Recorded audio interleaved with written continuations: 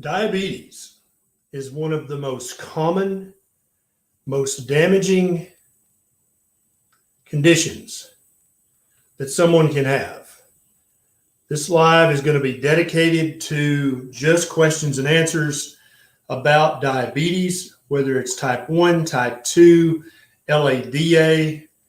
If you know someone with type 1 diabetes, type 2 diabetes, LADA, please text them, call them, go get them by the hair of the head. That's what this entire video is going to be about, is answering questions about diabetes, type 1, type 2, and LADA. So jump on.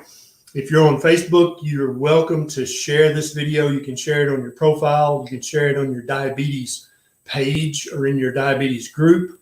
I want all questions. First of all, tell me where you're watching from, what city, what state, what country, because I love being able to help as many people as possible.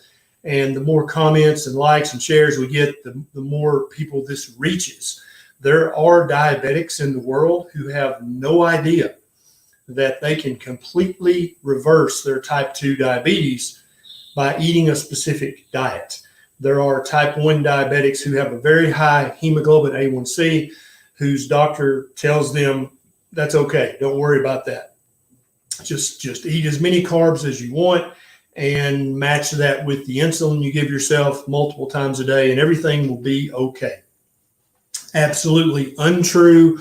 This is one of the many lies that doctors tell patients, and these lies don't have to be conspiratorial. They don't have to be nefarious. They don't have to be evil. They don't have to be to have bad intentions, but they're a lie nonetheless, because it's a doctor's job to know the absolute best diet for a diabetic. It's a doctor's job to know the absolute best medications for a diabetic, and that doesn't include the last medication that the attractive drug representative told the doctor about and gave them some donuts and some samples and said, oh, you should try this. That does not make that the best medication for your diabetic patients. I hope we have some healthcare providers watching today. If not, if you have a healthcare provider that you think would benefit from this, feel free to share this with them. They may or may not be offended, but if they're a good doctor, that means they're a good teacher, which ultimately means they're a good student.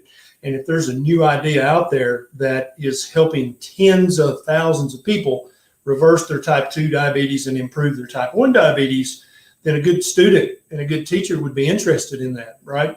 So that's what we're talking about today. Now, if you have any questions, just type them in the comments. I'm going to be watching the comments. I'm live on Facebook, Instagram, and YouTube. And so I'm going to try to answer as many questions as I can. This video will be saved on Facebook and YouTube, and it'll be saved on Instagram for 24 hours, and then it'll disappear after that. I'm not sure if you can save it off Instagram, but I know it's going to be there. So if you can't get your diabetic friend or family member to watch this today, they can watch it tomorrow or the next day on my Facebook page or my YouTube channel. All right, guys, let the questions begin. If you have questions, now is the time to ask them. All right, let's see what we got here. I'm watching two screens at the same time, but I'm going to try to get everyone. Okay. Olaf says, so how do I find out what my insulin level is? That's an excellent question. Every diabetic needs to know what their insulin level is. Now, if you're a type 1 diabetic, then you need your insulin checked at least once. And the best test in my clinical experience, and I did this for 20 years, the best test is a C-Peptide, the letter C and dash and then peptide. And that's a proxy marker that gives you an idea of how much insulin your pancreas is producing. So in type 1 diabetics, that may be none, or it may be a very, very low amount. And we'll get back to that later, because that's very important for type 1 diabetics. If your pancreas is still secreting a little bit of insulin, you need to know that. Type 2 diabetics absolutely need to know their C-peptide level every 3 to 6 months, because that gives them an idea of how well they're doing on their diet. If you have a normal A1C, but you either have to use a lot of exogenous insulin as a type 1 diabetic, or your pancreas makes a lot of endogenous insulin to keep that A1C normal, that's still not a win. What you want is a normal A1C, which gives you a 3-month average of what your blood sugar has been running. You also want a normal C-Peptide in type 2 diabetics. And that means that your pancreas is secreting the normal amount of insulin, but it's not having to work harder to keep up with the amount of carbohydrates you're eating. Thanks for the super chat, guys. The Connolly says, I stopped all meds and I'm just doing keto and intermittent fasting and my sugar levels are in the 110 to 130. Is it okay to stop my suddenly? I'm not sure what you want to stop, the Connollys, but thank you very, very much for the super chat. Thanks for the stars on Facebook. Thanks for the super chats on YouTube. That helps a lot. I appreciate that. Ask that again, the Connollys, and I'll try to catch it. Okay, Kim says, what's a healthy A1C? So an A1C is a rough estimation of what your blood sugar has been running for the last 3 months. You want your hemoglobin A1C to be below 5.7. When you get your A1C below 5.7, as a type 2 diabetic, you're no longer a type 2 diabetic. You've reversed it, okay? Pre-diabetes is a hemoglobin A1C of 5.7 to 6.4. And that's way the hell better than having something higher than that, but it's still not low enough for you to realize optimal health and to decrease your risk of complications, which is what diabetes is notorious for, back to baseline levels. We all have risks, right? We all, every time we get on a bus or a plane or get in a car, go out in public, there's a risk that we might have a bad outcome. Something bad might happen to us, from lightning to, getting hit by the bus to falling off the house. There's always a risk. But what we want to do as intelligent human beings is minimize our risk to the lowest possible level. And if you are pre-diabetic, which is a hemoglobin A1C from 5.7 to 6.4, you are not at baseline risk. Your risk of heart attack, stroke, kidney failure, everything else is elevated. And that's proven in the research multiple times. Nobody doubts that. You want a normal A1C, and you deserve to have a normal A1C.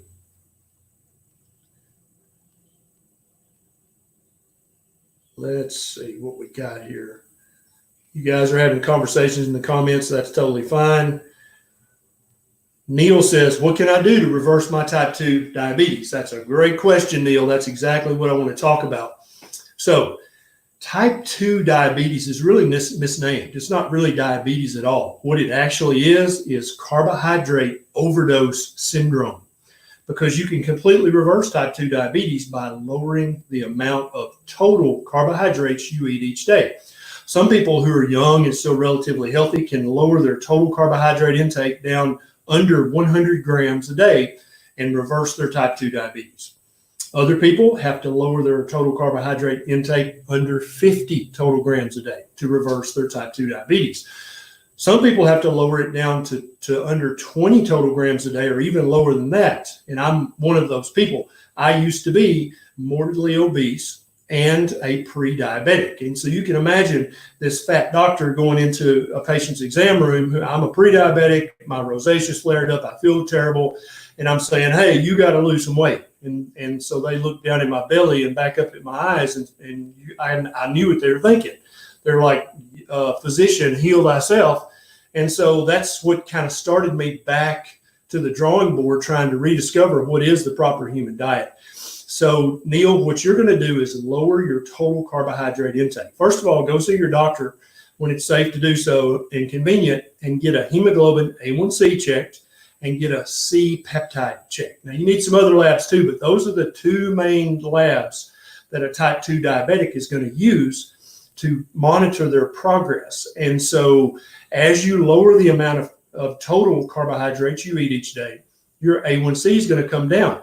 Your insulin level, which is proxy markered by the C-Peptide, is also going to come down. Both of those are very good things.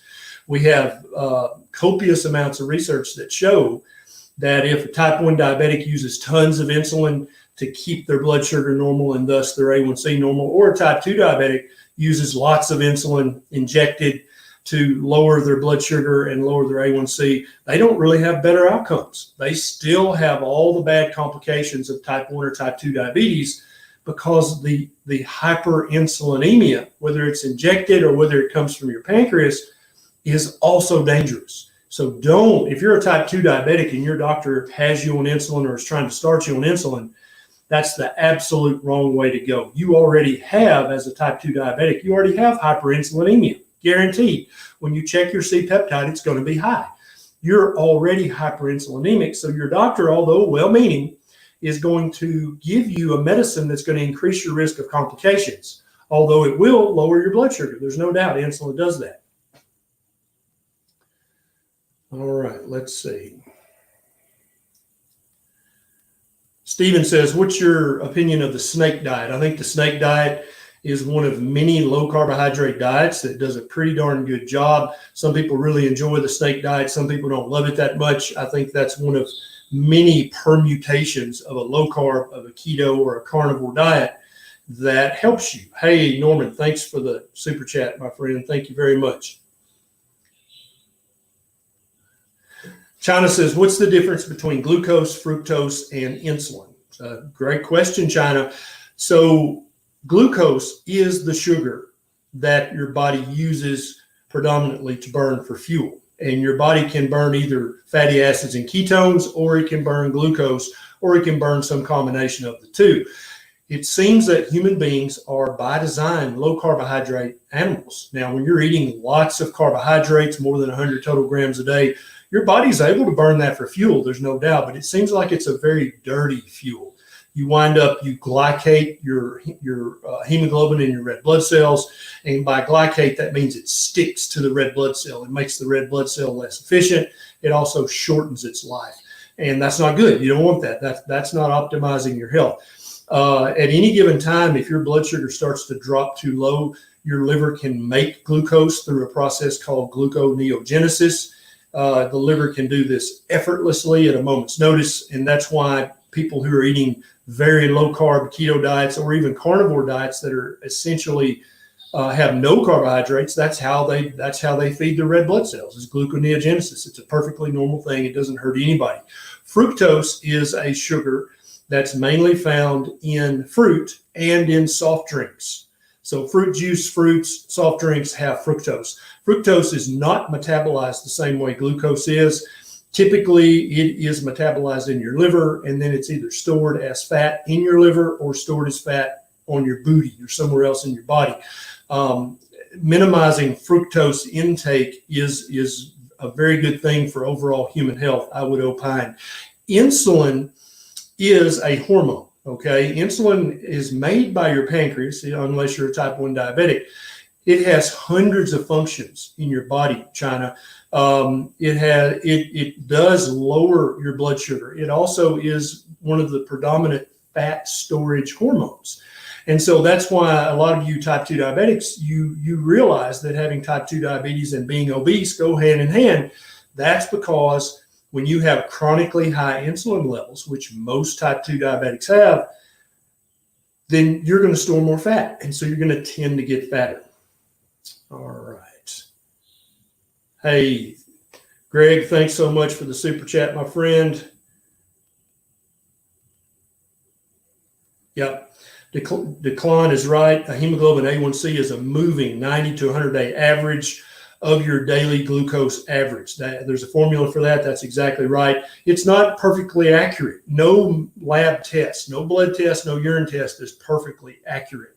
But the A1C is going to give you a close enough look so that you know how you've been behaving the last 3 months. That's exactly right. Karen says, what's a normal C-peptide number or range? It varies from reference lab to reference lab. So Quest and LabCorp and some of the other big reference labs have a little different normal range for a C-peptide. But on almost every lab test that you get, which you're going to ask for a copy of because you are an empowered, informed patient, you're going to get a copy of that. And right beside the C-peptide result number for you personally, there's going to be a range of numbers in parentheses, and that's the normal range. So you want your C-peptide to be within the normal range for your lab, your reference lab. Different reference labs use different reagents. They use different chemicals in doing the test, and sometimes that leads to a different normal range. Hey, thanks for the super chat, Norman. If you got a question, you can ask it in your super chat. Stephanie says, your video saved my life. I lost 90 pounds since September 2019 on keto. Stephanie, that is amazing. I want you to pay me back, and here's how you're going to do it. I want you to share your story with every type 2 diabetic you know, every obese person you know, everybody you know. I want you to go to them and say, hey, I can help you with this. I did it myself. You can share my YouTube videos, absolutely, but I want you to tell your personal story, because nothing has the power of a word of mouth personal transformation. That is the most powerful thing that another human being can hear from you, especially if it's somebody that knows you. They know you're a real person. You're not trying to sell them some exogenous ketones or a ketone bar or shake. You're just trying to say, hey, I feel for you. I know you're suffering. I suffered as well, but I fixed it. Would you like to know how I fixed it? That's what's going to change the world, because I can promise you that the American Diabetes Association is never going to hold a press conference and say on national television, hey, we totally effed up on our dietary guidelines. All those recipes on our website for pancakes and waffles and apple crisp crumble, all that crap, that just makes diabetes worse. We should never have promoted all that stuff. We were taking way too much money from big pharma corporations, and we took our eye off the ball, and we dropped the ball. And we're really sorry that thousands, if not tens of thousands of diabetics have suffered and died and lost legs and now are on dialysis or blind because of our ignorant advice. I can promise you that press conference will never be held. The American Diabetes Association did, in their official guidelines, they slipped in a low carb option on page 482 or something. There was no press conference about this. They just stuck it in the guidelines. And so if you are a type 1 or type 2 diabetic, it is now considered standard of care to eat a low carbohydrate diet, but your doctor may not know that. And so it's your job to go to your doctor and say, hey, doesn't the ADA, don't they give as an carbohydrate diet now? And your doctor may say, well, no, they would never recommend that. In which case you go back home and you print out the guidelines and you read the damn thing yourself, all the hundreds of pages, and you find it over in the very back hidden section where it says that a low carb diet is a feasible diet for diabetics to eat. You print that out and take it back to your doctor and say, look, dummy, here it is. It's in the ADA guidelines. I can eat low carb. It's safe. Shut up yelling at me about keto or low carb or carnivore. It's in the guidelines. And that's how I predict all of the diabetic regulatory bodies in all the countries of the world. That's how they're going to handle this. They're not just going to fess up and fall on their sword and say, we totally screwed that up. They're going to quietly back away from the apple strudel crumble pancakes. They're going to take those recipes off their website. They're going to stop telling you to have oatmeal or porridge and a glass of fresh squeezed orange juice for breakfast, because they're going to realize that makes diabetes worse, not better.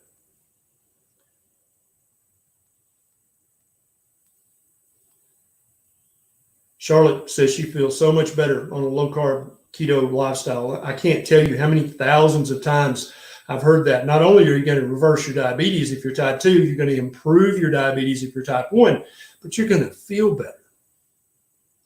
Lynn, excellent question. And this is for the healthcare providers out there, because many of them don't know. So Lynn says, what's the difference between keto and ketoacidosis? And what Lynn meant was, what's the difference between being in a physiologically normal state of ketosis versus ketoacidosis? That's a great question.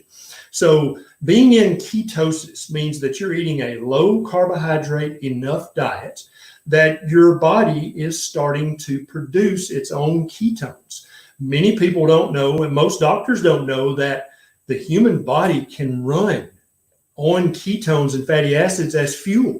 They think that the body can only burn sugar, and that's not true at all. The more research I do on this, the more my opinion is shifting from thinking that ketones are an optional fuel source that are probably healthier. I think that being in ketosis and burning ketones and fatty acids for the predominance of your energy is the best mechanism. I think that is the ancestrally appropriate mechanism. We can also burn sugar as fuel, but our primary fuel source, I believe, should be ketones and fatty acids from eating a high-fat diet. I think that the more and more we study this, the more we're going to find that. And that's why I coined the term the proper human diet, because I think the proper human diet is by definition a low-carbohydrate diet.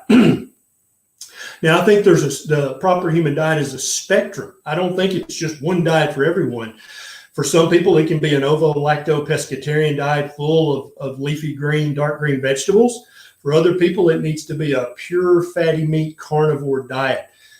Somewhere in that range, and I think you're at liberty to eat within that range. If you're wanting to lose more fat, you're going to lower the carbohydrates even more. If you've reached your fat loss goal and you feel great and look great and you want to add some more green veg back into your diet, I think that's perfectly fine too. In the fall or the winter, if you want to gain 5 or 10 pounds of fat for the winter, then eat lots of fruits and berries when they come ripe during the season in your country, and you'll gain 5 or 10 pounds of fats stored in your liver and on your booty and other places on your body. That's what we used to do back before we had access to 24/7 supermarkets and stuff like that, is we would fatten up for the winter. And a lot of animals still do this. When the berries get ripe and the fruit gets ripe, they eat as much of that as they can, not because it's nutrient dense and healthy, but because they want to put on some fat for the winter so they don't starve to death during the winter. Because the stored fat in your liver, in your pancreas, on your body, that's stored energy. And so when you lower your carbohydrate intake low enough, all of a sudden your body will start to burn that fat for energy. So not only are you powering your mind and body with ketones, but you're also losing fat. Get it? That's why keto is so powerful. That's why even though keto doesn't have a multi-million-dollar corporation spending millions of dollars on advertising like Weight Watchers and Jenny Craig and all these other guys, we don't have an ad agency. We don't have somebody that's got $100 million. They can drop $2 or $3 million on ads on network TV. We don't have that, but yet, low carb, keto, and carnivore are exploding in popularity. How's that possible? It's because of what I told my friend earlier: share your story. Once somebody's reversed chronic disease with this, you should be eager to share that. Don't be shy about that, and so that's what ketosis is. Ketoacidosis is a state of high glucose, usually 3, 4, 5, 6, 700, and not enough insulin. Now, if you're a type 2 diabetic, remember your pancreas can make insulin anytime you need it. If you're a type 1 diabetic, then you may not make enough insulin. So you have to give yourself enough insulin to match the amount of carbohydrates and proteins that you're eating each day. If you get sick, and so I took care of multiple people with ketoacidosis, both children and adults, when I was training in residency. Every single time they'd either been in a disastrous, traumatic accident, or they had a terrible infection, or they were a new onset type 1 diabetic that did not know they were type 1, and their blood sugars got so high that they developed ketoacidosis. If you're a type 1 diabetic, you know about ketoacidosis. Hopefully you've learned about that and you're an expert on it. If you're a type 2 diabetic, you can absolutely sleep soundly at night knowing that it is impossible for you to develop ketoacidosis from eating a low carb, a keto, or a carnivore diet. It just does not work that way. That's not how the physiology works. Many doctors, when you go into their office and you leave a urine specimen, if you're low carb, keto, or carnivore, you're going to have ketones in your urine. And doctors were trained that's a huge red flag that something's wrong, because they don't understand that the primary fuel mechanism in humans is being in ketosis. And so, especially as a type 1 diabetic, as you lower the amount of carbohydrates you eat, you're going to have ketones in your urine, and that's going to freak your doctor out until you help them understand how a low carb diet works. Great question. Let's see. Here's a good one. I can talk about stuff. Okay. Farhana says, what do you think about Karis acid supplement? Okay, so here's what I think about all supplements. All supplements, every single supplement for sale on the planet at this moment is a waste of money if you have not corrected your diet. If you're still eating a high carbohydrate diet full of processed food and full of junk, there's no supplement that's going to help you. That doesn't work that way. You have to fix your diet. Number one, your diet is the bedrock, the foundation of all of your health, both physical and mental. Don't forget that. And so if somebody says, oh, you can eat whatever and just take these exogenous ketones or take this Karis acid, most supplements are completely and utterly unnecessary once you've corrected your diet. So that's what I think about Karis acid and every other supplement. Now, there are a few supplements that I think are okay, but I don't think they're mandatory or necessary. Hey, Donna, thanks so much. Thank you. Thanks for the stars, guys. The software I use doesn't show me stars yet on the feed, so I don't know who's giving stars on Facebook, but if you have, thank you so much for that. Oh, man, they're coming fast.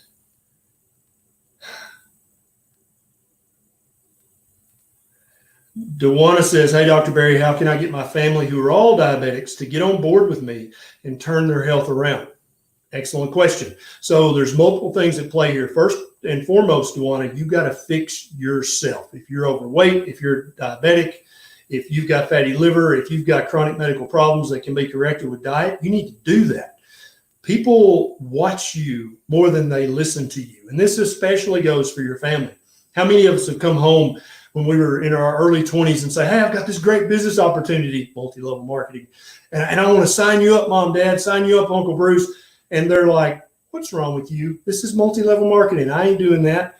So that we've all had that experience. And so our parents and our family members, they know us. They've seen us throw up. They remember when we were a kid and pooped our nappy.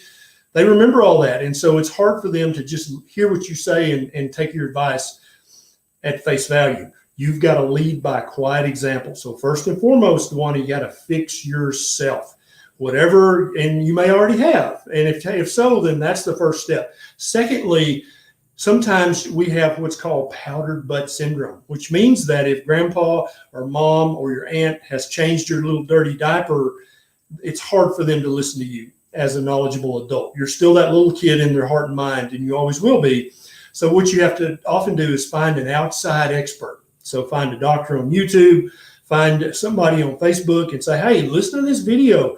You've got whatever fill in the blank medical condition. And this guy says, he's a doctor. He says that you can actually reverse that by eating a certain way. Will you watch this? And so many people I've had reach out to me at conferences and online and said, that's exactly how I got my mom started on keto, is I just said, hey, this doctor says keto is healthy and safe. Let's watch this. That's some thoughts. Sometimes just keep in mind your family, your parents, your elders, they just ain't going to listen to you. And so you got to remember, they're adults. They get to make their own decisions. You can lead by example. Then you can show them the way. You can give them some resources. But in the end, if they choose not to do that, you just got to love them and move on with your life. And I know that's sad and it's hurtful, but that's just how it is. CJ says, is it possible for C-Peptide to improve with weight loss? That's possible, CJ, but it's not caused by the weight loss. It's caused by you lowering your carbohydrate intake to lose the weight, but lowering the carbohydrate intake also lowered your C-Peptide. So they go hand in hand, but one doesn't cause the other. Great question. Let's see. Guys, I'm getting tons of questions. Try to keep your question just one sentence with a question mark at the end so that I can see it. Okay. Berenda has been told that not eating first thing in the morning will put her thyroid at risk. We've all been taught from the time we were tiny children that breakfast is the most important meal of the day. Guess who came up with that marketing slogan? Because that's what it is a marketing slogan. First of all, the federal government started recommending breakfast back in the old days in the United States when everybody was underweight. Yeah, there was a time in the United States when malnutrition and being underweight, severely underweight, like with a BMI of 17, that was the norm in the United States. And so they started talking about eating when you first wake up, because definitely that's going to make you gain weight, no doubt. Then the cereal manufacturers came along, Kellogg's and Post and all these guys, and they sell breakfast cereal. And so guess which meal of the day they want you to think is the most important? Breakfast, of course. Breakfast is not the most important meal of the day. And by breakfast, I mean the